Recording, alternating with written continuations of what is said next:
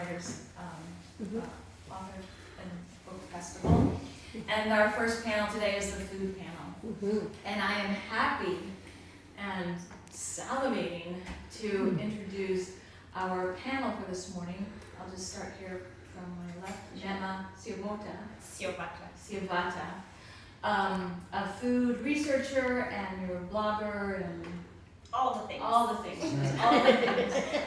And Maria, who you probably know better as Sweet Maria Sanchez, who is here also, and she has some of her cookbooks here, of Sweet Maria's Bakery, and author of cookbooks, recipes, all sorts of wonderful. And thank you for the cookies. Yes. And cookies, which are over there.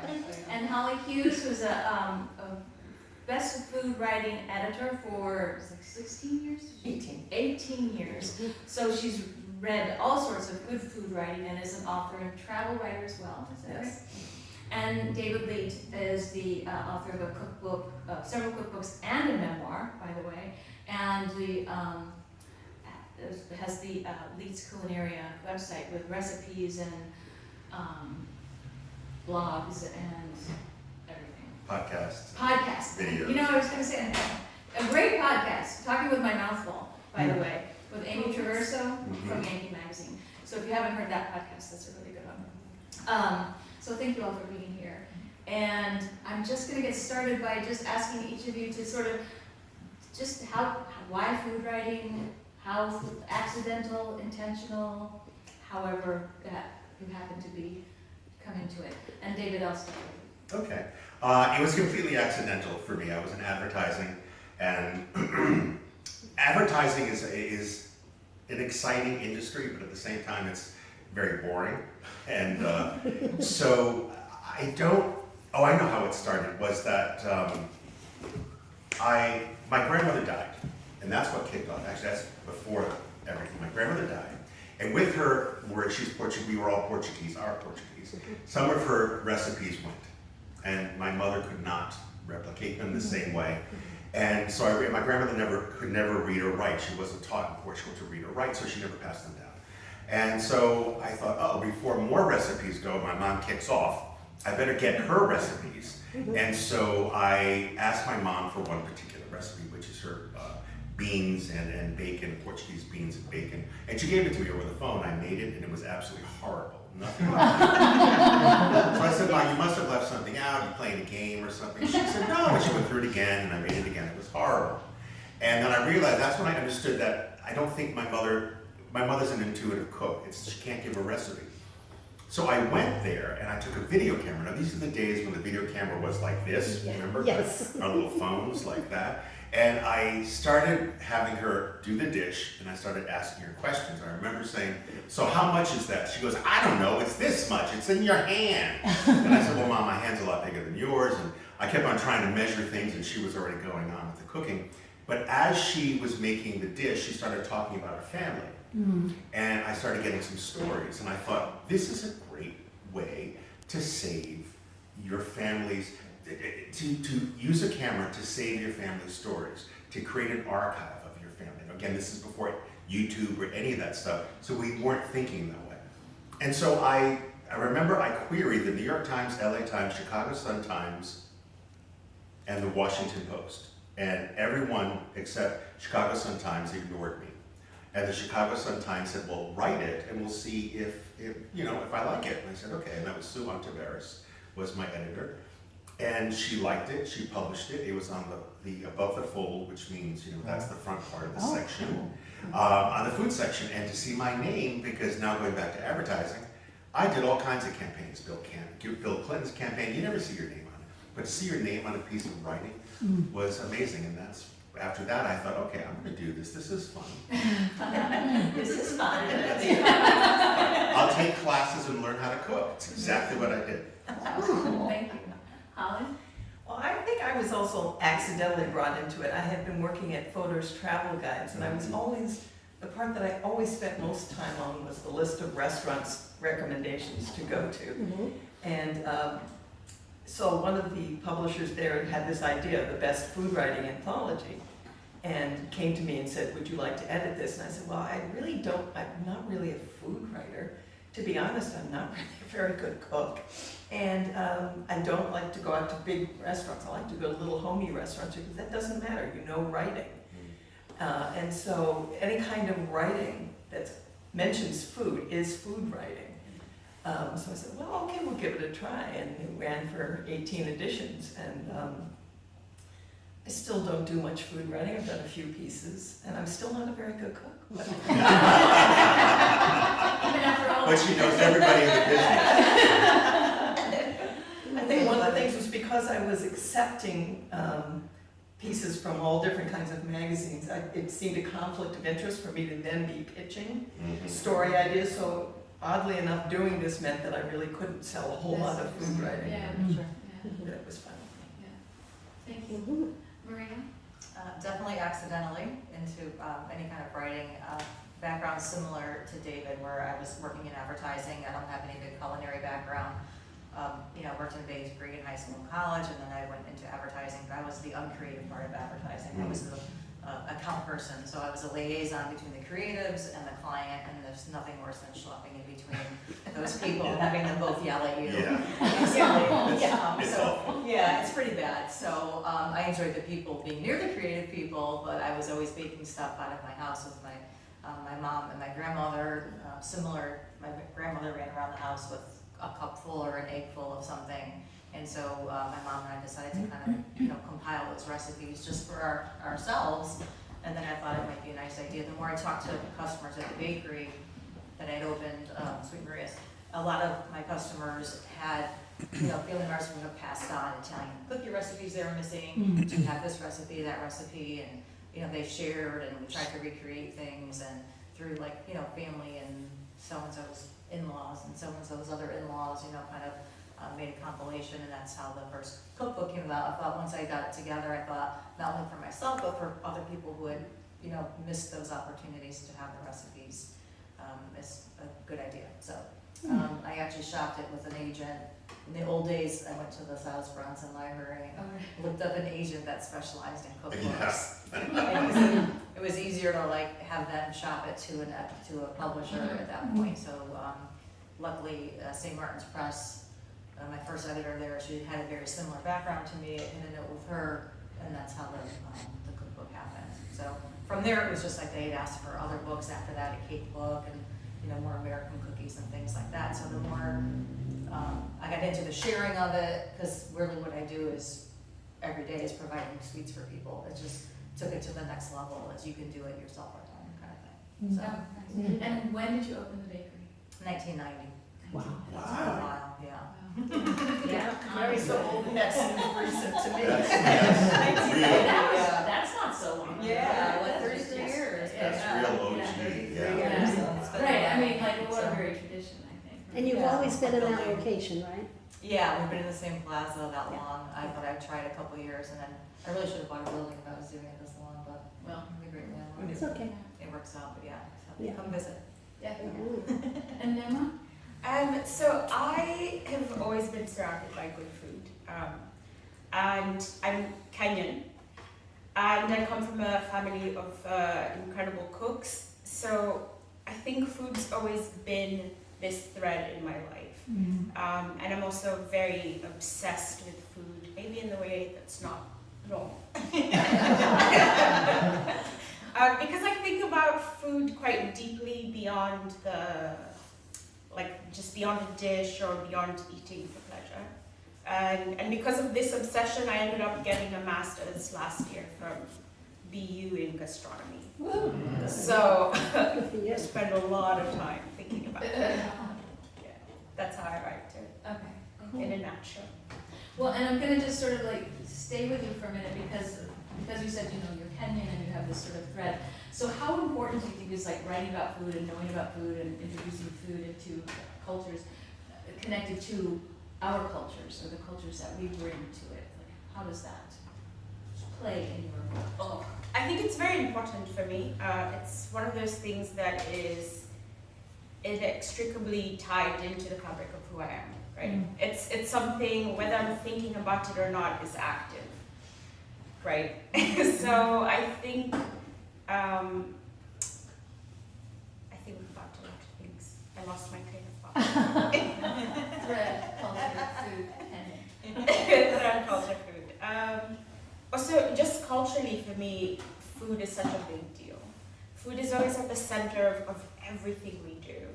Like every important or non-important event is always centered around food, I would say. So culture plays a big part. okay. Yeah. And Maria, how does that? The same, I feel like every major life event is with food, just Sunday dinner, even just, we grew up in a house where we had dinners every, family together Right. all the time. And I think that we're like the ultimate melting pot, basically, being Americans, because, the culture, everyone's culture runs through everything, you know what I mean? So, the more we can share and the more, I just try to be authentic to what I know is my culture and my things, but everything is available to us to learn and to try everyone else's food. Right. Well, in Their culture, it it's just like, all weaves together. well, it's like Italian Mhm. background cooking and Mhm. Portuguese cooking. Like there's some like very strong Italian. And Holly, I feel like you've probably edited like so many different ones. How Here do comes you- another grandma story, right? I feel that word culture has many, many more dimensions than just ethnic or Yeah. national kind of thing. And so a lot of the things that I was most drawn to include in this book are essays and memoirs that talk about other things, which is like your family's culture, which every family has its own weird fingerprint of a culture. And how is that expressed through food? Other things might be, whether you're an urban culture or a rural culture, whether you are an upper class culture or a lower class. We hate to talk about class divisions, but they really are imprinted in some of the food things. Do you Right. need to eat with fine china and all the silverware, or do you eat off TV trays in front of the TV? And some of it also is where do you go out to eat? A lot of the things in this book are about restaurants, and do you want to go to you want to go to Noma or 11 Park and 11 Madison Avenue, or do you want to be eating at McDonald's? And you know what? There's something to be said about eating at McDonald's. Yes, there is. It's Yes, very partial to McDonald's. Very much. And so that food as an expression of who you are is really, that's the culture that's embedded in it. And so in order for me to put together a book with 40 some essays, I wanted to make sure that there was always the high and the low, the here and the there, the now and the then, to make it a really rich experience. Yeah. And David, like you already described your, like saving the stories. Mhm. So Yeah, but what I've been thinking about as we've been going down the line here is that food writing, or writing about food, food is the only thing that we need to survive. We don't need relationships, but they're very good for us. You don't need all these other things, but you need food. So what we're writing about is the essential aspect and element of who we are. And then I've always said that food writing, really, unless you're writing a restaurant review, food writing is never about food, truly. It's about what that represents, what it symbolizes, it's the hub of a wheel of many things. So you can write about stories, which I have, about generational differences. And then food is the vehicle that I tell that story through, or class differences. And this is the vehicle, food is the vehicle you tell the story to tell the story through. And so there's no other writing out there that is about the essentialness of who we are, and without we would die. And that is what I think it makes it really one of the most primary types of writing there is. the most important.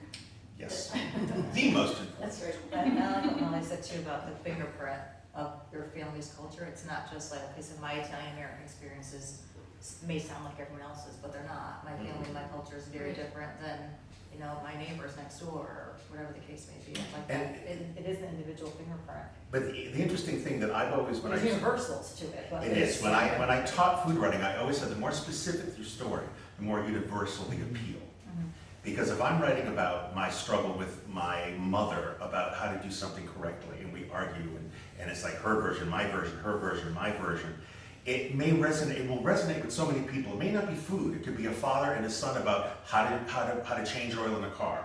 It could be about one country versus another country, about how to do something. So food is always that vehicle, but again, the more specific that story, the more general the appeal will be about what you write. So to dig a little deeper in that sort of thing, like what are those, what issues are seen when we write about food? Like the relationships, like father and son, or son and mother, like Honestly, you name any dynamic in the world and you could tie it with food. That's the thing. There's nothing that's not associated with food. What's the terrible stuff that's going on in the Middle East? There's this desire to want to annihilate cultures, want to annihilate foods that go with culture. That speaks bigger than what is a pita, and so really any conflict, that not even conflict, any dynamic in the world can be told through food. Just throw it out, and we can figure out a story that would be really.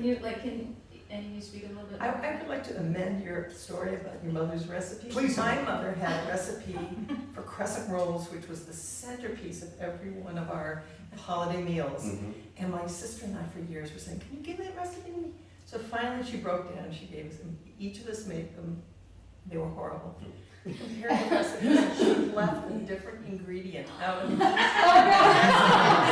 She's calculating now. Deliberately, so Mama that she Hughes could was calculating. remain the queen of crescent That's rolls. so funny. That says so much about who my mother is. A lot of people do that though. A lot of They do. people give They you a really recipe do. and leave it out, so they want it to be better than theirs. It's so mean. Revenge recipe. Yeah, revenge so mean. And the first guest we're going to have on this season's podcast is a woman who I did not know this existed, but people who are so proud of their recipes sometimes get them engraved on their tombstone. Oh, yeah. And so she has gone around and found them, and she makes them, She makes she them, yeah. writes about Yeah. them, and we're going to be featuring on the podcast. Oh, What does that say right there? That you are so in love with the recipe, so in love with a piece of food that has been iconic to who you are, that has set you apart like your mom's crescent rolls. Right, yeah. After you're dead, you don't care if people have it, so you put it on your tombstone. With the ingredients and all the step 1, step 2, step 3, step 4. None of this like a loving memory of mama. To the hell with that. It's like, here's my crescent roll recipe. That's hilarious. I wonder if any of them are missing an ingredient. That tombstone engraver would be in a lot of trouble. Yeah. Well, I mean, recipe writing is in itself an art. There's a Yes. lot more So embedded in it, and that's- there's different styles of recipe writing that are very prescribed. And we were talking earlier about recipe testers who come in and do the recipe exactly as written, and then try to tweak it to make sure that it's foolproof. So tell me more about recipe writing. Do you consider yourself, Maria? But I was just gonna, Sure. to finish with this, that a lot of the magazines will require a certain kind of writing. They give ingredients first, Right. nutrition notes here. Yeah. But we have a mutual friend who writes a blog, Michael Procopio, well, no, it's a Substack newsletter, I think it's Spatchcock, is it? Spatchcock. Yeah, whose recipe writing is so funny. And he said part of it was because that way nobody could steal it and put it up on the internet because it's so indelibly Michael. So that he's like, pour in this liquor and then take an equal amount for yourself. Believe me, it'll make it better. So these are the funniest recipes, but it was deliberately done in order to fool, to make sure that, to make sure that your fingerprint is all over those Right. recipes. I highly recommend reading it. I'm gonna make a note. We'll do some notes with things later. Maria, how do you feel about do you consider yourself a writer? Do you? What is? Most days, no, I don't. But writing It's nice to hear. recipes and Yeah. writing a book. I mean. you're Yeah, a I mean, author. the books, they were very specific at St. Martin's about like how it should be written, and I felt like it was almost like militarized, where it didn't have any personality. And same when I did Intermezzo magazine, she was very specific editor about, how it should, all caps and, so now that I have this little, tiny blog that I do for myself, I could just be me, I don't have an editor, I could just write the way, let my personality come through, and I feel like it brings more to the recipe and more to the experience if you have more personality to it, because really that's what makes it individual. Otherwise, it's just a laundry list of ingredients and do this, do that, do this, do that, do this. Well, big deal, but what should it feel like? What should it look like? They were like, don't describe, whatever. Like, I say scrape down the bowl every 2 minutes. Like, that's the secret to cookie dough. Like things that people, if you don't do it, you might need to know, but you assume a certain, reader is gonna read it in a certain magazine or a certain whatever, that you just use their guidelines, but just so much more freedom when you can do what you want. I feel like everyone now, in, you know, the younger generation of food writers and Instagrammers, they're just being themselves and doing it, and they're not so specific, and I just think it just makes it more interesting. But it's true that a lot of online recipes are dragged out, you know, Yeah. Oh, yeah. to make more space for advertising. It is, but that's also Google. That's Yes. also Google Yeah, wants that. We're doing it now, we're making these incredibly long, but we do have the jump to recipes. Just to Yeah. right, Yeah. Right on top. Sorry, yeah. I do get that. No, I did it all the time on my own site. Yeah. Did everybody just get the secret to good cookie dough, by the way?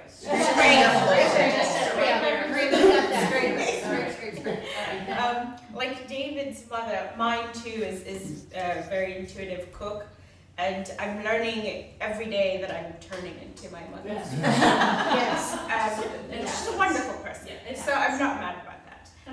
But it was really difficult because my grandmother passed away too, and went with a lot of her recipes. Mhm. And at the time, I hadn't really gotten into food the way I am now, which is a deep regret of mine. So in my family, everybody's sort of known for something different. So I've been working to document everyone's recipe, everyone's process, and when I tell you, it's been painful. Because again, you know, you get together and I'm like, okay, I have a scale, I have teaspoons, I have everything I need. And so it's like, well, how much of that do you need? Oh, you know, just enough. Well, what's just enough? Yeah. And these are like the conversations that are taking place. So I find I really dislike recipe writing because it takes me out of the flow, if you will. Because once I'm in something and I'm creating, I'm not thinking about, well, how much this, how much that, I'm just going with it, you know? But I find that the audience now likes a lot of hand-holding. Like they want you to tell me exactly how much of this thing to put or how to cook this without factoring all the variables that could be, right? You could be using a different heat source, you could be living in a higher altitude.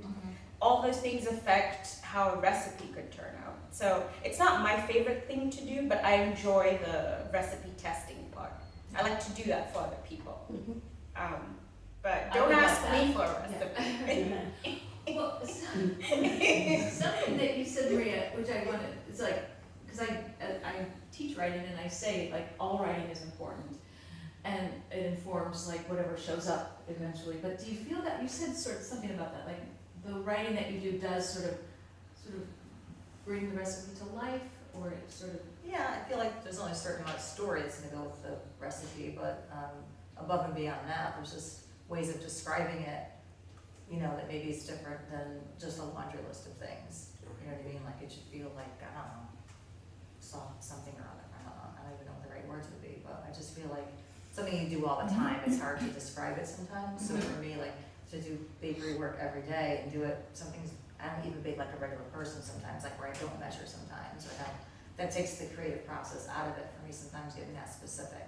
I'll try with more spice, less spice. If I'm gonna make a recipe, I'll go back and say which spice do I like the best, then I'll measure it or something like that. But, you know, to that end, I just feel like it just makes it more interesting for people if they have a description as they go along, so they know they're doing it right, like every step of the way. There's a way to hold their hand, I think, but still be communicated effectively. I don't know. Hopefully, I mean, I'm sure I do that. But And I hope Holly, they work out. what you, we'll do. Oh, okay. Yeah, I'll keep an eye on the left. Your food writing is more like memoir and Yeah, well, essays. What about, how do you think about writing as it informs, you know, food writing and recipes and things like that? Well, I think that there's so many different kinds of food writing, you know, there's a restaurant review has more in common with a book review or a movie review than it does with some other kinds of food writing. And if you know how to write a good profile, and today you happen to be doing a profile of a chef, that makes it food writing, but your skills are still the same as anybody who's writing about, profiles for magazines. Food journalism, food nutrition writing are all very akin to other kinds of writing. So I was trying to think of what is it besides the fact that it's about food that makes those things similar. And one thing that has always struck me is that writers who write well about food have not only all the terminology of food and the wide range of references in there, but they have an ability to write about sensory experiences because you need to make the experience of eating come to life on the page. Not just the taste, right? the smell. Yeah. If you're writing a restaurant review and you can really evoke what it feels like to be in that restaurant, then you're succeeding because people are going out to eat not just for what's on the plate, but for the experience of being there. You know, how good are the servers, what other people are there, how warm does the room feel. So they're having that ability to be able to really recreate sensory experiences is so important for a food writer. And I always used to say when I was going through and I had whittled down the 500, 600 pieces that I had read that year down to the last 75 and I still needed to cut it in half, I would go through them and literally say, does this make me feel hungry? Does this, we're talking before, it's really hard when all you're reading is things that make you feel hungry and the kitchen's only that far away. But, but if you can awaken that feeling, gee, I would really like to eat that, then you're doing well as a food writer. And so if you can get that into a recipe writing as well, I think that's fabulous. I guess I'm talking about. Or not even the finished product, but the wonderful experience of making this, you know, how does it feel to knead that dough? When does it feel enough resistance? When does it feel satiny enough? And that's, when you can put that into a recipe, it's really good. Right, so like, I guess I'm like just talking about like the intersection of, you know, writing and recipes and food creation and things like that. And David, I know you do all of that too, and so how does that? Do you think So ask the question again. Let me see if I can remember it. I think it's something like, do you feel like the writing informs, you know, writing about the recipe informs the recipe, it makes it a little bit more Writing accessible? about the recipe? Writing with the recipe, like, you know, not those like, you know. I mean, the thing, when I started out, I very much like this gentleman, Holly talked about Michael Procopio. I liked to have a lot of humor in it. I wanted you to feel as if you had this jokester with you in the kitchen, cooking along with you. And the big they, capital T, Yeah, I know. they beat it out of you because it's just not what they want. It takes too many column inches in a magazine. And then, so I thought on my website, that's fine, I'll do it. And then Google beats it out of you because they want very precise things. And so I think the more you can put yourself into a recipe, the more you can feel as if you've got a person with you at the stove. You know, like saying, you know, put a half a cup of Marsala wine in this and then take at least 2 cups for yourself. And it will taste so much better when you finally eat the dish. I think it's very funny.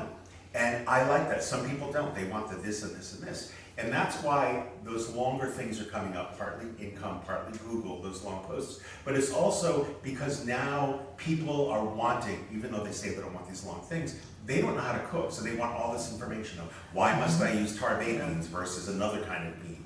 And so, you know, I think that recipe writing, I would be killed by a lot of writers if I said this, if they heard me, but I think recipe writing is almost separate from the rest of food writing, because this is an instruction, and follow this and you will get the result. Everything else that goes around it is where the context is where everything lives. And if you can get that into the recipe, that's great. It's just, unless you're writing it for yourself, like Maria on her blog or something, it's very hard. People they just want, give me the facts and let me get in, get out. And I'll tell you, it's very sad to me. Some of my recipes, you know, have had millions and millions of views, and some of my personal writing on the blog part of maybe 200 views. People don't, it's interesting, they don't want to read, you know. I feel like it's more for me sometimes too. It's like, Yeah. I put it out there too, like this little blog I started just to have an outlet to write something as opposed to not having any magazine work or anything else and try to compete with everyone else. That I don't even care if anybody reads it. Yeah, that's good. To a certain extent. Like I'd rather, if you want to go to the recipe, that's cool too. Yeah. It's part of the sharing It's or still- whatever. I'm Papa's not, still- I'm not making a living Right, doing yeah, it. exactly. That's Right. Papa right, still that's needs the to difference. eat, so. It's not the same thing, you know, I have something else, I have a day job. What's so Right, good about that's a these nice books thing. is compared to Best American Food Writing Now, which is the new one, right? It's awful that Holly did such a great job on this, is there's such incredible diversity and types of stories, and These are all still available. they are all, and I'm in 11 of them, I'm very happy. Excuse me. And so you get personality, diversity, voice, character, culture, class, race, it's all here. But the what took over this and replaced it, to me, is so sterile. And it's you know, there's a place for political food writing, I mean, I understand that, and there is a place for all that, but to me, it I don't know, it cut it off at the knees. And this, I think, is when food writing was at its zenith, was this, you know. Thank you for that. You're welcome, darling. You can pay me later. Yeah, nobody's done that. One of the issues has, which I was surprised to see Oliver Sacks. Yeah. You know, and like it's psychiatrist or psychologist, the brain surgeon. Yeah. And you know, one of his essays is in this book. It's so beautiful, beautiful. It's one of the last things he wrote before he died. It's really beautiful. Yeah, so it's really amazing what food writing, when you talk about food writing, what it does encompass. So, any advice? Does anybody out here want to be a food writer? What would you tell somebody who wanted to get into food writing or any food blogging or recipe creation or whatever? What would you tell them, David? Make sure you have a real day job for real income, or have another source of income, because when I started back in the Stone Age, 1999, there were like only 4 or 5 websites. Epicurious was one of them. A fat guy, Steve, can't remember his last name, Steve, who passed away. Yes. Sally's Place, and me, and so it was very easy to get a foothold, but now there are millions and millions of blogs. So I would say, do it because you love it, don't do it because you think, okay, this is gonna be my living.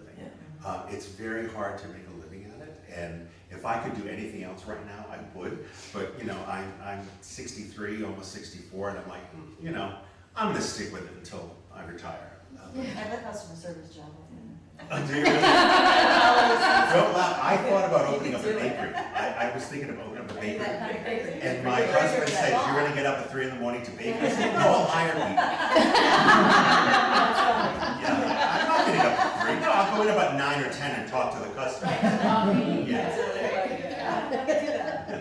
I think it was really funny at one point, maybe about 10 years ago, a lot of people were starting blogs. And he said, why are you doing this? So I can get a cookbook deal. And I said, but nobody's buying cookbooks anymore. They're just going online for recipes. Except in cookbook industry, cookbook publishers insist people are buying cookbooks. Yes. And Big glossy cookbooks with fabulous photography. yeah, and what they're doing is they're buying books because they like the person on social media, not because they really want to cook from the book. I mean, But that's their platform, it is their platform, and therefore it's like publishers realize we can make money because like Dylan Hollis, who has 10.9 million followers, okay, so we'll get a book from him and we'll make money, and then you know we'll toss him aside, which they toss you aside, and so that's how they make their money. They move on and to the next one. If you're someone smart like Rachel Redding, Yeah, you immediately parlay it in every other everything, kind of and then you own it. The most important thing is to own She it. has a house rehab show. great Yeah, marketing. yeah. But she's a great Marketing personality, herself, people, I think. She Respond is. to her, you just, Yeah, you know, and she's just- what made her Well, that's it, personality. The only one who doesn't have much of a personality who really made it was Martha Stewart. Doesn't have much of a personality to me. No. But she made it because she was so precise. But she's And- good friends with Snoop Dogg, so that must be. Yeah, that's another side to It's this. marketing. It's all marketing. Yeah. Speaking of marketing, Yeah. it's brilliant. I would add one more thing, that anyone who's interested in getting writing into food writing needs to sharpen their photography skills. Yes. I mean, this is one of And your big food things, styling because, skills. Yeah, your Yeah. food styling, Yeah. you need to be able to have a strong Instagram presence. You need to Absolutely. be able to do your own stuff rather than spend so much money to get other Yeah. people. And Neema, you do that. You do all. A lot of it is, to be honest, is just practice. You have to start somewhere, and I know it sounds so cliche, like start with what you have, start where you are. But that's the only way you're going to improve.